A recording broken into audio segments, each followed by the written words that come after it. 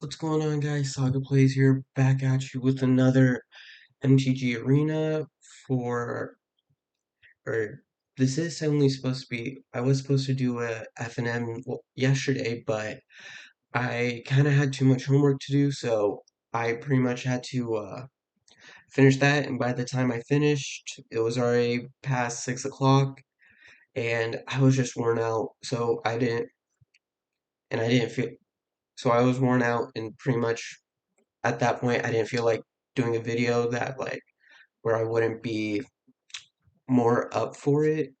So I pretty much am gonna be posting yesterday's video today as like a replacement or like a something like that. I can't put it into words, but yeah, I'll be playing. This will be like Magic Saturday Night Magic, I guess. I don't know. People don't probably play Magic on the Saturdays at like a card shop at night. I'm not too sure. I usually play F&M, so yeah.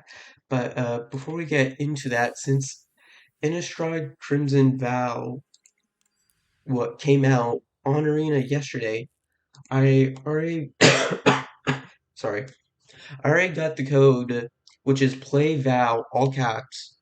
So pretty much let's get we'll get 3 packs for free just by putting that in. So let's crack those open before we start any gameplay to see what we get. Gerolf Visionary Stitcher. Alright.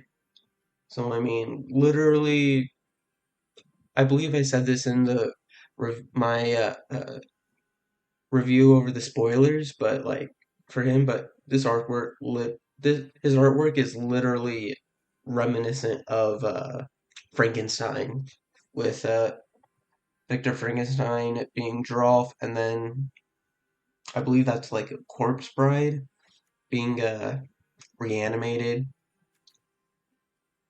and she would be reminiscent of Victor Frankenstein's monster, which is not called, which I did learn in high school that it is not called Frankenstein. That's the doctor's name. It was just always called a monster, but everyone associated Frankenstein with the monster, not the scientist. So yeah, overcharged amalgam. All right, I mean, good card. Flash flying and then exploit in order to counter. It's for CMC, so you're going to be playing that for at during a point where you feel like you would need to later in the game after like turn 5 or so when you probably have a more solid mana base if you do have a solid mana base. And then the last one is mythic card. All right, so got one mythic card because I was shocked like before I even opened the pack, like before the card was flipped over, my uh my mythic card my cards wild cards pretty much went from gold to the orange color of a mythic for mythic, so yeah. But today let's just play I'll play my shrine stack, even though it's not really a shrine stack. But this is just casual play for no reason. But I mean, my shrine stack is pretty much like it focuses mainly on getting the shrines out, but I kind of overdid it and also threw in a bunch of creatures to give me some time in order to put down the shrine. So like, there's multiple ways for it to win, but I mainly focused on the shrines aspect, like search for the an enchantment or get something like a bonus from an enchantment. So it's really that. I mean, as you can see, Haunted of Infinite Rage and Cleansing Fire. Oh, and sorry about the lag. It's been a while since I recorded Arena, so the lag is basically my laptop, which is not a gaming one, trying to handle what I thought I kept. No. Alright, this is worse. Oh crap. Oh man. Now it's just getting worse and worse. Alright, I'm gonna have to be forcibly run this and keep three. Ugian, Akrona's Memorial, Azorius Gateway, Azorius Gateway, and Luminarch Aspirant. Wow. I wanted to keep that first hand. I messed up. This lag is killing it already. Yeah, the lag is because like I'm record the software I use to record is Streamlabs OBS, and then it's handling Arena on a separate screen at the same time, so it's fairly laggy. And I could not get a land for Finn, the Fang Bear. So yeah, this I'm probably gonna lose this because I screwed up. No lands. I mean, yeah. Wow, I completely messed up. I did not want to mulligan that opening hand. That was such a good opening, even if it was not that great with only 2 mana and a couple expensive spells, but another Finn. Alright. I'm not gonna quit yet. I'm not gonna scoop yet. I'll scoop when I know, like, I cannot draw a land anymore. But yeah. And then also today I was gonna talk about Eternals. I watched it last Saturday, so I'm gonna go over like what my thoughts on it were. But I mean, and ratings wise, it is pretty much the lowest now, the lowest rated MCU movie to date, going like lower than one lower than Thor: Dark World by 1% on Rotten Tomatoes. And me, I can kind of understand why. I mean, they killed three of the Eternals within the span of the movie. One died like prior to the whole movie starting, like literally a few days prior. But as for this scoop, but yeah, pretty much like one Eternal Ajax dies pretty much before, and any scene that she is in, it will always be a flashback of her. You won't get like her current thoughts, that type of thing, because she's dead by the time the movie starts. With by the time like the movie goes to present day, because it starts like when the Eternals first arrive on Earth to fight a deviant emerging from the sea. So yeah, but pretty much Ajax is dead like a few days prior to the movie starting in the present day, and then Gilgamesh dies, and Mulligan, and then Icarus is revealed to be the reason why Ajax is dead, and why Deviant is able to heal, and then he decides to follow the story that I believe it was Sprite made up about Icarus flying too close to the sun.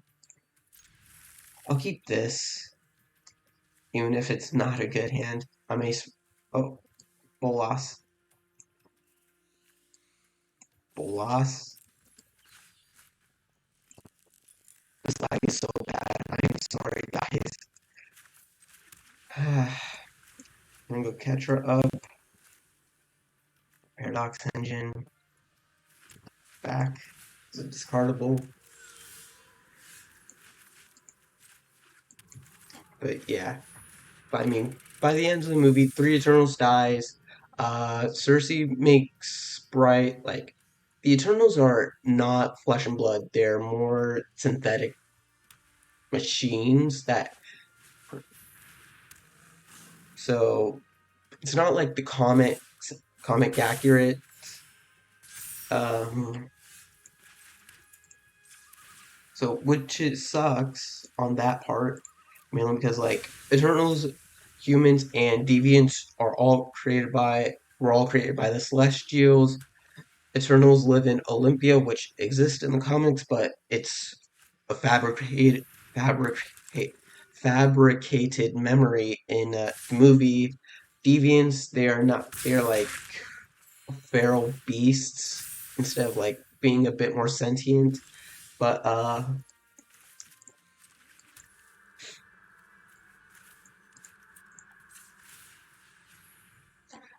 but keep sharing the sky, ditch Nalea. But yeah, so I mean, deviants are more apex predator type. They are not sentient until like one the like the now the strongest deviant absorbs Ajax powers, which is seen in a flashback when Icarus leads Ajax to her death, pretty much. And then I'm dead next turn. Never mind. I'll do that. But yeah, pretty much we see that Ajax Icarus leads Ajax to her death. Deviant steals her powers of healing, and then we see it that same Deviant in later where and it kills Gilgamesh, stealing his powers of like creating souped up armor. I'd say I'm not too sure what the proper word is, but it's kind of like that. I'll get my shrines down, but yeah, pretty much that happens, and that deviant kind of becomes more sentient, like more humanoid in form, with four eyes, and is able to talk. And it does retain the memories of Gilgamesh and Ajax. So yeah, as the Celestials created the deviants to help give birth, to help allow celestial seeds that are placed into planets to thrive with sentient life in order for the celestial to be born. So, I mean, pretty much the planet has sentient life. The celestial, uh, I'm forgetting his name. And he was like, Arisham, that's who it is. Arisham, the celestial, he creates the deviants and he sends them to planets that possess a celestial seed, so they can kill off all the apex predators, and then pretty much once those deviants kill off the apex predators, they're supposed to probably die off in order to allow sentient life to grow, and then once uh and a celestial uses that celestial egg or whatever, I believe. I've been calling it an egg, so let's go with the celestial egg. Uses that in order to uses sentient life in order to grow until it is ready to be born, which it does by destroying a planet itself. So a, a whole planet's worth of people die in order for one celestial to be born, which then creates like a whole slew of more people, and that cycle repeats. So I'll play a Tali so I can get a 4/4.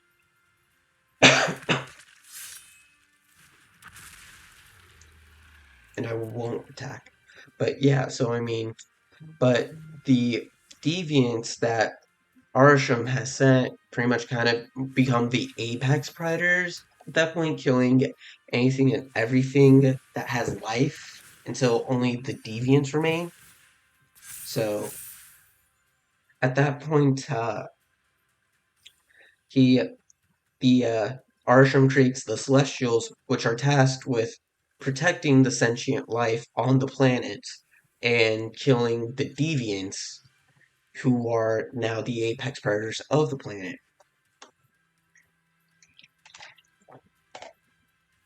Sorry, but yeah, pretty much all that happens.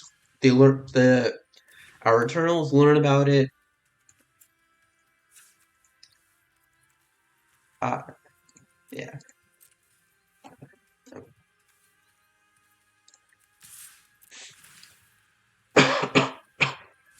I lose land. I get thrown with the God Pharaoh. Nice.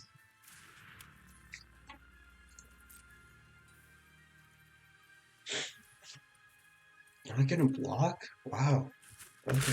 I mean, you have a defender right here.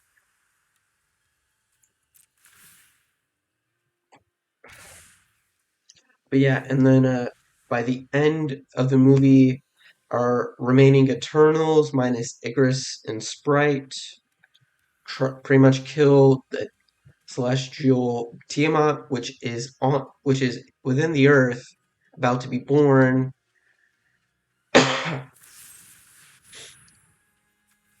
Okay, I lose Itali. I still have board wipe in my hand, but yeah, pretty much they killed. Cersei kills Tiamat by turning him into marble, his which he cannot use to survive.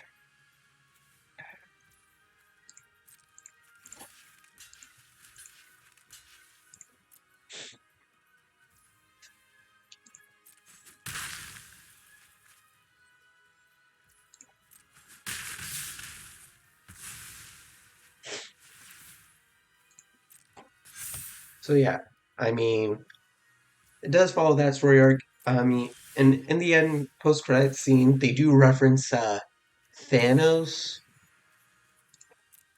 like the Thanos' brother comes into play, uh, which is nice. So I mean, they are confirming that Thanos is a Celestial. In the comics, he's pretty much a Celestial born on the planet Titan, which is one of Saturn's moons. If I remember, I know it's like one of the moons of the outer planets of our solar system.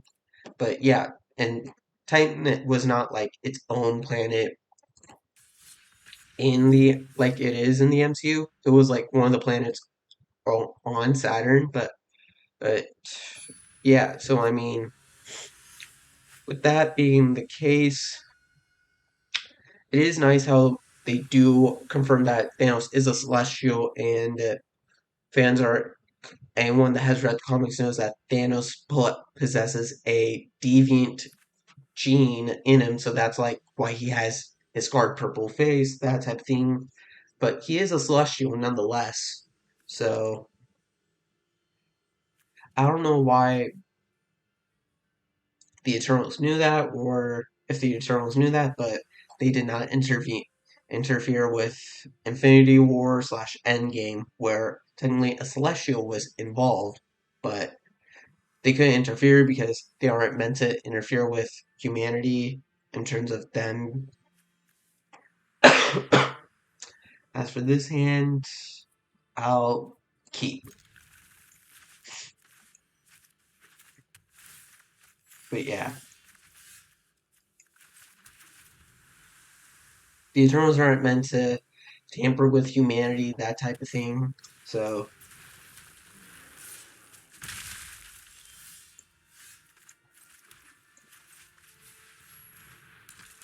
pretty much my thoughts on the movie in terms of how it played out was I mean, I did not mind. I like the fight scenes, like the turmoil of everyone, like how it all played out. But,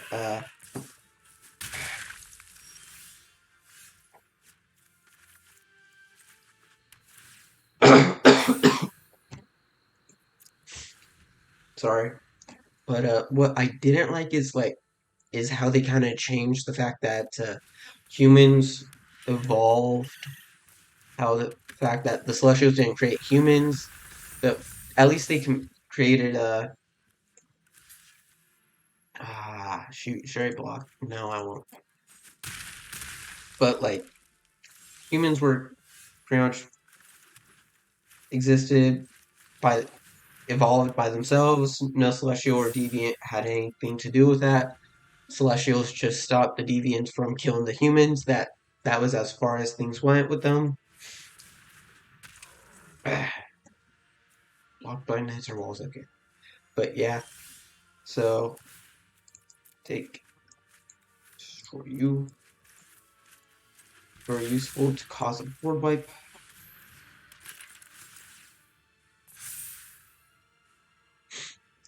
But yeah, so I mean, pretty much they only kept true to the fact that Celestials created, or specifically Airsham created, and I'm dead. Celestials created only the Eternals and Deviants, nothing to do with them creating humanity. So that's something probably comic book fans wouldn't like, but I don't mind it. Fight scenes, sequences were all for good. Uh, I did, I do enjoy like uh, some of the like nonsense they do. I mean, I forget his name, but uh, it was the Eternal that became a Bollywood actor. He pretty much like referenced Thor, saying like Thor followed him around as a kid, and now that he's a famous Avenger, he doesn't return my calls. That type of thing. I don't. Re- I mean, like I'm not too sure, but it kind of plays into the fact that the Celestials may have encountered the Eternals may have encountered the Asgardians at one point. I mean, I do if I remember from watching a video on YouTube from New Rockstar, they said like the Celestials had, I'm not too sure, but like they had something to play with the Asgardians. So like that's what kind of why they possess like superhuman strength, like a lot more strength than the average human, and a very long, very much greater lifespan than a human. So I don't remember if Celestials had to play anything in with that, or like if Asgardians had contact with Eternals. It may be like, man, I need one more land, and then I could kind of rampish. But yeah, so I mean, my thoughts on the movie Eternals and how it played out was fairly good. I enjoyed it. I just had some things like, what WTF happened with that, but I'll let you get any of you guys watch it and see for yourself if you enjoyed it. And if you did, happy for you. If you didn't, then I don't know what to say. I pretty much will stay neutral with people's opinions, but I myself enjoyed it. There's uh, some things that I didn't agree with, or like how things played out, like how Cersei made Sprite human. Like I understand that, but it's like at that point you're just kind of killing off one more eternal. Right? Bells, bells in law. Okay, I'm possibly dead if I can't get a land. Yep, I'm dead. No land. Well, let's see how it plays out. I'm still gonna be dead, possibly.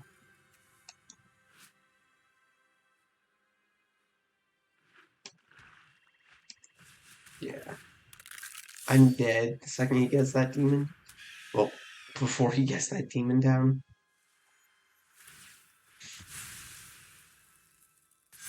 But yeah, he's gonna attack with the 0/0. Still attacking with the 0/0 or 0/1. Sorry, power 0. Same. All right, that'll do it. I do want to end this video off with one more win, but I won't go past 45 minutes, so you guys don't have to be sitting here. But yeah. And then also next week, I'll pretty much be going over like my plans of Thanksgiving week. That whole week, I'm not too sure if I'll be able to post a video, like any plans, like on upload schedule, that type of thing. So I'll go over that next week as it gets closer. So, because I will be heading home, but yeah. But next movie I'm going to be seeing is Ghostbusters Afterlife, which I will flat out say that I will enjoy because from the trailers, it's not going to be like a reboot like it was in 2016, if I remember.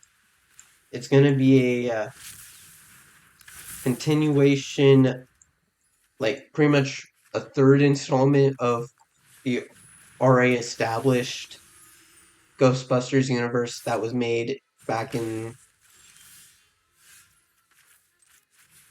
God, I'm forgetting what year it was made in,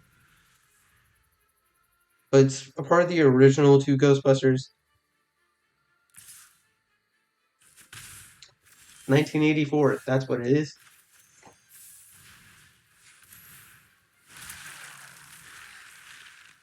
Ah, this lag. Uh, get a white in case I have to cause a board wipe. No attacks. But I can cast Fairy next turn.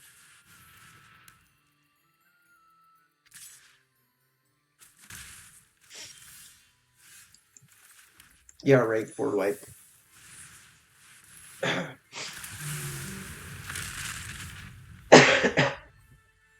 Discard you. I can play Bolas next in 2 turns, actually.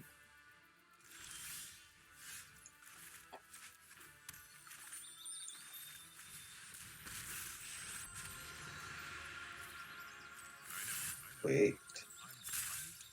Look at the top 3 cards of your library, put one of them into your hand. Yeah, I'll minus, because I don't think he can kill. Add you. Sacrifice. Ditch Kiora. But yeah, Ghostbusters Afterlife, it's going to be pretty much a third installment of what was already established in the 80s. So that's nice. It's not going to be a reboot, which I'll take target 1 artifact. Alright. Submit 0. Submit 0. Land. Tap that. But yeah.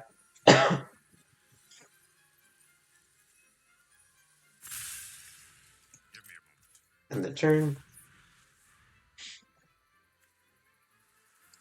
Session.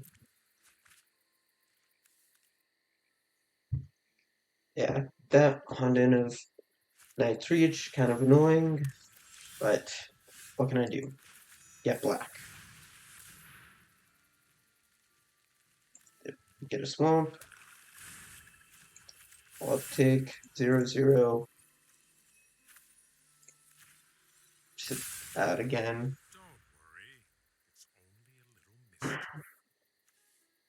Even if I'll discard full loss, mainly because I can get Sanctum of All down. And then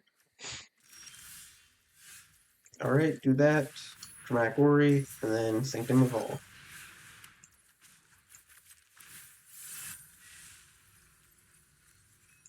Black Sweat. Really didn't matter if I picked more of the. Oh, wow. Right. I forgot. Why did I do that?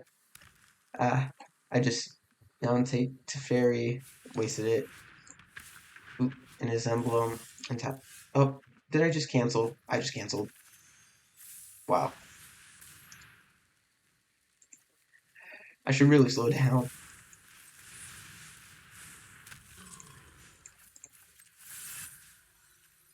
Uh, I can untap you, tap you, tap a swamp.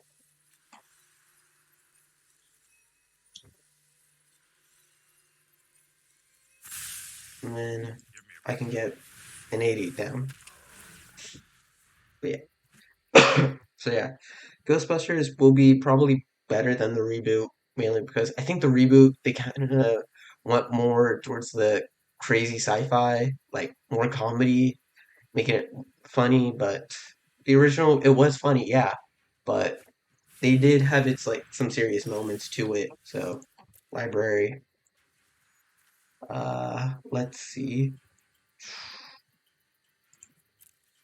I'll just get life's web. Boost my board state. I won't cast.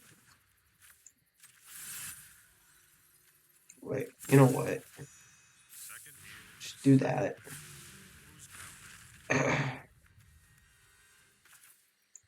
Cast.